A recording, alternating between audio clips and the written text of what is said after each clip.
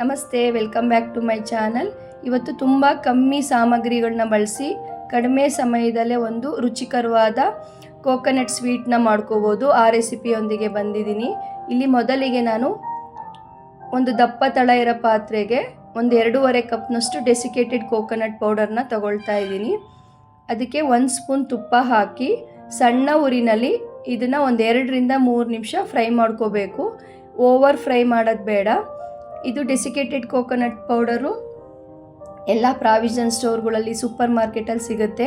ಇಲ್ಲ ಅಂದ್ರೂ ಮನೆಯಲ್ಲೇ ಇರೋ ಅಂಥ ಕೊಬ್ಬರಿನ ಕಪ್ಪು ಭಾಗನೆಲ್ಲ ತೆಗೆದು ತುರಿದು ಈ ರೀತಿ ಮಿಕ್ಸಿಗೆ ಹಾಕಿ ಪೌಡ್ರು ಮಾಡಿಕೊಂಡ್ರೆ ರೆಡಿ ಆಗುತ್ತೆ. ಈಗ ಇದನ್ನು ಸ್ಟವ್ ಆಫ್ ಮಾಡ್ಕೊಳ್ತಾ ಇದ್ದೀನಿ.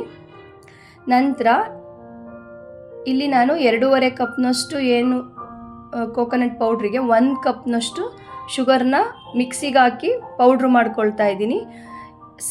ಇಲ್ಲಿ ಸಕ್ಕರೆ ಪ್ರಮಾಣನ ನೀವು ನಿಮ್ಮ ಸಿಹಿ ಅನುಸಾರ ಹೆಚ್ಚು ಕಮ್ಮಿ ಮಾಡ್ಕೋಬೋದು. ನಂತರ ಇಲ್ಲೊಂದು ಬೌಲ್ಗೆ 1 ಕಪ್ನಷ್ಟು ಹಾಲು ಪೌಡರು, ಅದಕ್ಕೆ 1 ಕಪ್ಪು ಗಟ್ಟಿ ಹಾಲು, ತಣ್ಣಗಿರ್ಬೇಕು ಹಾಲು, ಗಟ್ಟಿ ಹಾಲನ್ನ ಸೇರಿಸಿ ಯಾವುದೇ ಗಂಟುಗಳಿಲ್ಲದೆ ಈ ರೀತಿ ಚೆನ್ನಾಗಿ ಮಿಕ್ಸ್ ಮಾಡ್ಕೋಬೇಕು. ತುಂಬ ಕಮ್ಮಿ ಟೈಮಲ್ಲಿ ತುಂಬ ರುಚಿಕರವಾಗಿ ಒಂದು ಸಿಹಿ ಮಾಡ್ಕೋಬೋದು. ಮಕ್ಕಳಿಗೆಲ್ಲ ತುಂಬ ಇಷ್ಟ ಆಗುತ್ತೆ. ನಿಮ್ಮ ಮನೆಯಲ್ಲಿ ಏನಾದರೂ ವಿಶೇಷ ಇದ್ದಾಗ ಈ ರೀತಿ ಒಂದು ಸಿಹಿನ ಪ್ರಯತ್ನ ಮಾಡಿ ನೋಡಿ. ಖಂಡಿತ ನಿಮ್ಮೆಲ್ಲರಿಗೂ ಇಷ್ಟ ಆಗುತ್ತೆ ಅಂದ್ಕೊಂಡಿದ್ದೀನಿ. ಈಗ ಏನು ಫ್ರೈ ಮಾಡಿ ಇಟ್ಟಿದ್ವಲ್ಲ ಕೋಕೋನಟ್ ಪೌಡ್ರೊಂದಿಗೆ ಹಾಲು ಮತ್ತು ಹಾಲಿನ ಪೌಡರ್ ಮಿಶ್ರಣನ ಸೇರಿಸಿ ಇದನ್ನು ಅಷ್ಟೇ ಎಲ್ಲವನ್ನು ಸಣ್ಣ ಉರಿನಲ್ಲೇ ಮಾಡ್ಕೋಬೇಕು. ಮತ್ತು ಬಿಡದೆ ಈ ರೀತಿ ಮಗಚ್ತಾ ಇರಬೇಕು. ಇದು ಒಂದು ರೇಂಜಿಗೆ ಸ್ವಲ್ಪ ಗಟ್ಟಿ ಆಯ್ತು ಅಂದಾಗ ಸಕ್ಕರೆ ಪೌಡರ್ನ ಹಾಕ್ಕೊಳ್ತಾ ಇದ್ದೀನಿ. ನಾವು ಏನು ಸಕ್ಕರೆ ಪೌಡ್ರ್ ಆ್ಯಡ್ ಮಾಡಿದಾಗ ಸ್ವಲ್ಪ ಇದು ತೆಳು ಅನ್ಸಕ್ಕೆ ಸ್ಟಾರ್ಟ್ ಆಗುತ್ತೆ. ಬಟ್ ಬಿಡದೆ ಈ ರೀತಿ ಮಗಚ್ತಾ ಇರಬೇಕು. ತುಂಬ ಟೈಮ್ ತೊಗೊಳ್ಳಲ್ಲ.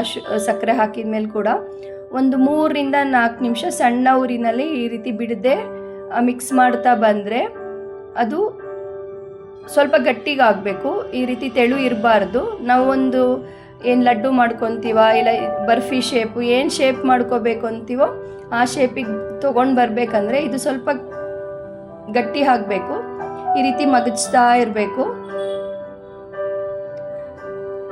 ನೋಡಿ, ಈ ರೀತಿ ಒಂದು ಯಾವ ಕಡೆಗೆ ತಿರುಗಿಸ್ತೀವೋ ಆ ರೀತಿ ನೀಟಾಗಿ ಬಾಣಲಿ ಬಿಡೋಕ್ಕೆ ಸ್ಟಾರ್ಟ್ ಆಗುತ್ತೆ. ಆ ಹಂತದಲ್ಲಿ 1 ಸ್ಪೂನ್ ತುಪ್ಪ ಹಾಕಿ ಅದನ್ನೀಗ ಒಂದು ಪಾತ್ರೆಗೆ ಹಾಕ್ಕೊಳ್ತಾ ಇದ್ದೀನಿ.